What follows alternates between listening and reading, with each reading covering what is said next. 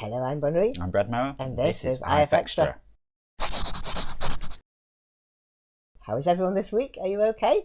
Have you had a bit of spring where you are? We've had 2 whole days of sunshine and spring temperatures. It was really nice. And then it just started raining again yesterday. It's gone cold again and dull and dark. But it was wonderful. All the daffodils coming out, so it's looking good. Yeah. So, what have you been working on this week? Well, I mean, so far this week, mostly having to do a load of client stuff. Goose has been doing some Zeitgoose. We did a little test quiz between the two of us on different computers, and got like a very sort of basic stream overlay kind of thing going, so you could like see the questions on the stream and stuff. Did it work then? Yeah. Cool. Yeah.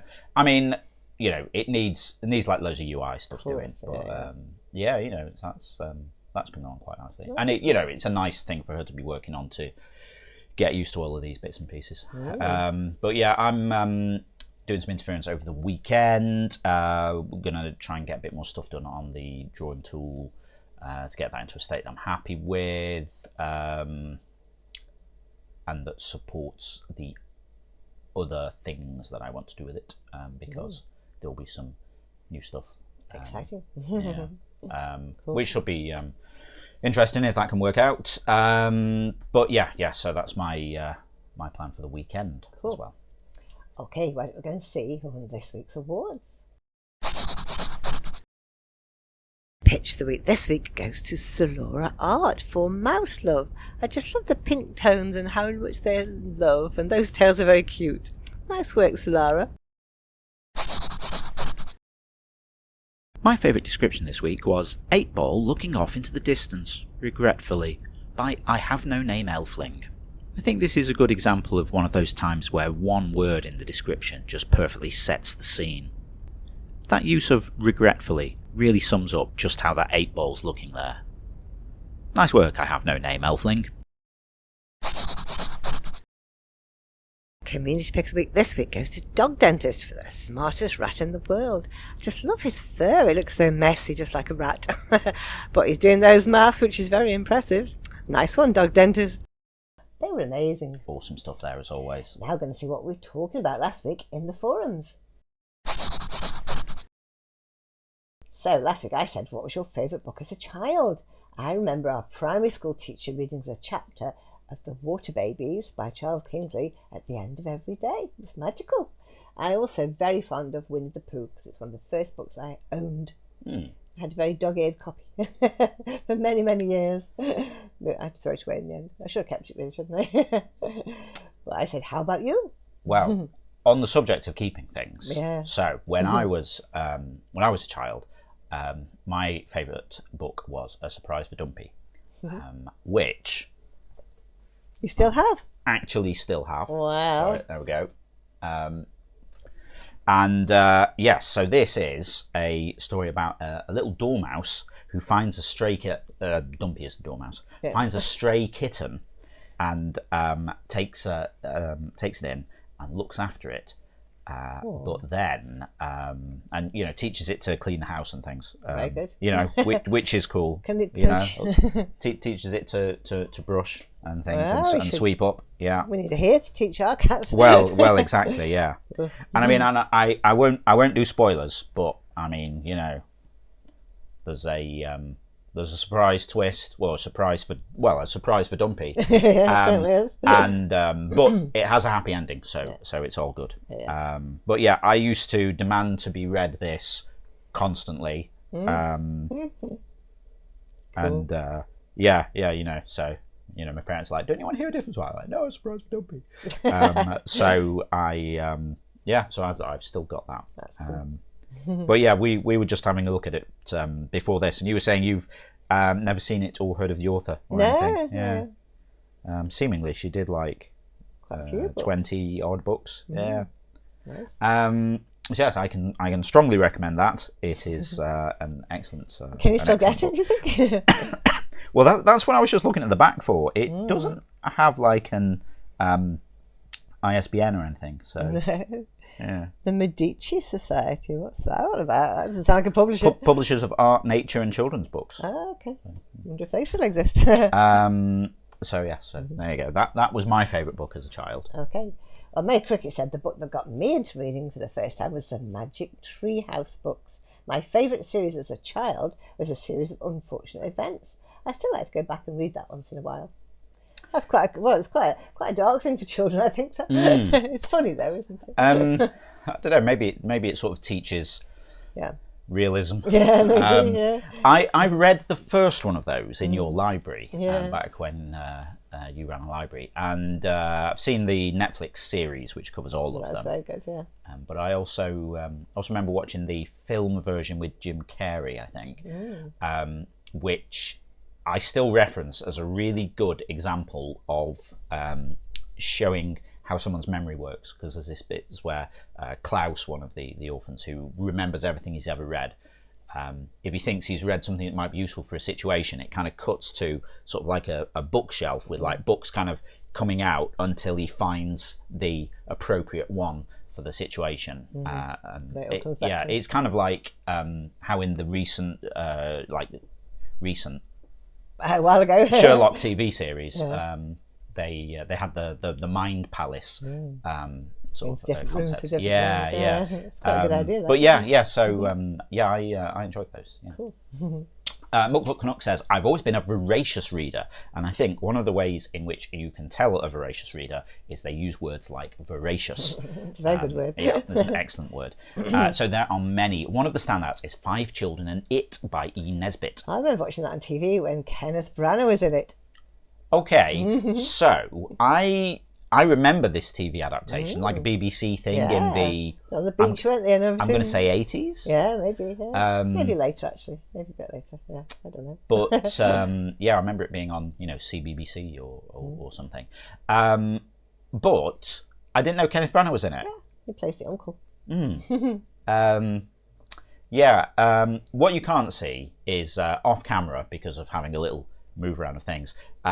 Kenneth Branagh is stood right over there, staring at me. Yeah, he's kind of smirking at me with like a knowing look. Like, oh yeah, I was in 5 Children.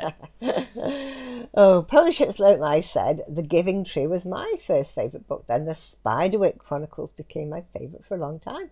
I sometimes go back and read them. Now I have a toddler who asks me to read The Giving Tree at least 2 to 3 times a week right now. That's quite cool, isn't it? I've heard of The Giving Tree, and I know that that's like a really popular book, but I mean, I don't know much about it. No, but the Spiderwick Chronicles, they used to have really nice design covers in the library, but I never read any of I remember those. seeing them in the library, but again, I've never. Underscore saying the monster at the end of this book. Now, I've never read that, but I have. Sorry, my phone ringing. Should have turned that down before we started this. I bet that's my parents. Yeah.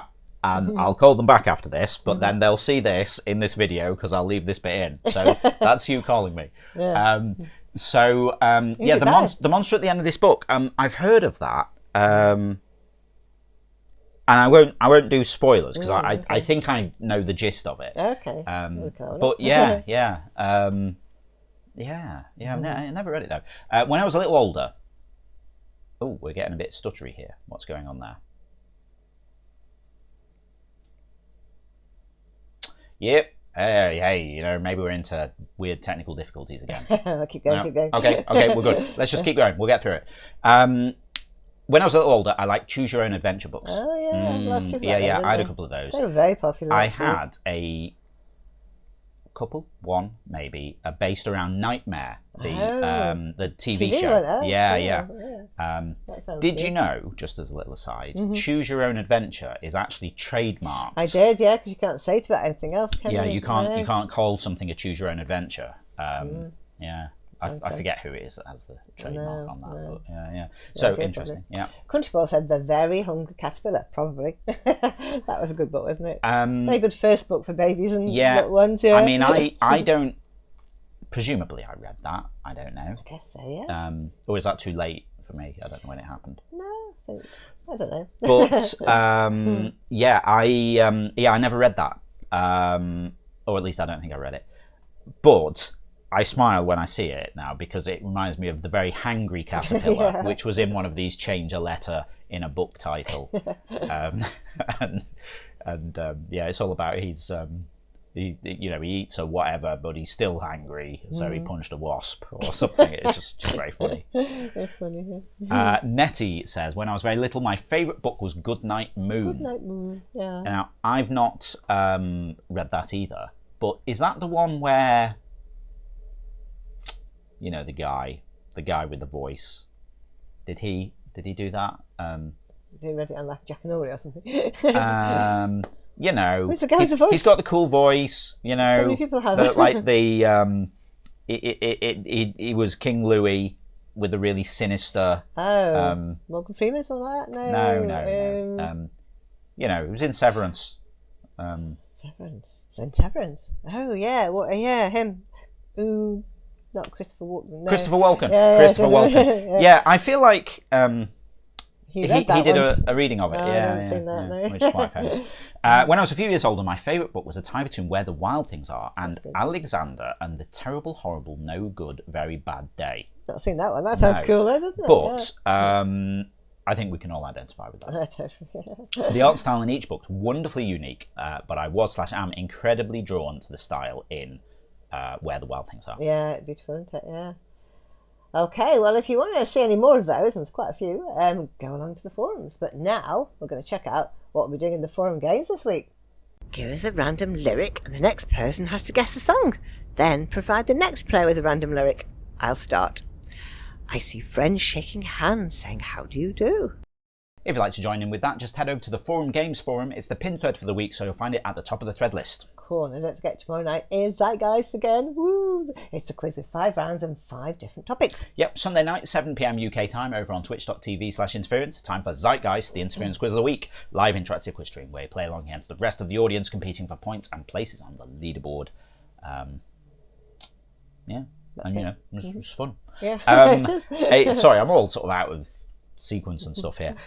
Each round is based on a drawing from Interference. Bunny's picked 5 drawings that caught her eye this week and has used them as inspiration for the rounds. So we won't know what they are until tomorrow night. But would you like to tease us with the names of the featured artists? Okay, this week we have got MCSC, Dog Dentist, Dakesh, Celeste and Jean Brett. Quite a few originals there. Very prolific drawers. Okay. Dog Dentist, is that a vet? Basically. Maybe. Wouldn't it be cool if their name IRL was Yvette? Yvette, yeah, it could be that. Yeah. Anyway, I digress. Okay, so that's what's happening tomorrow. Yeah. So I had to look at the screen. That's what's happening tomorrow. But what happened last time? Last time, Blue Jay won. Yeah. It was 203, the only person to get over 200. Yeah. And then Darth was second with 199, and joint third were Phantom and Dakesh with 191. There we go. Must have been tricky one last week. Yeah, only one person over 200 does Sana.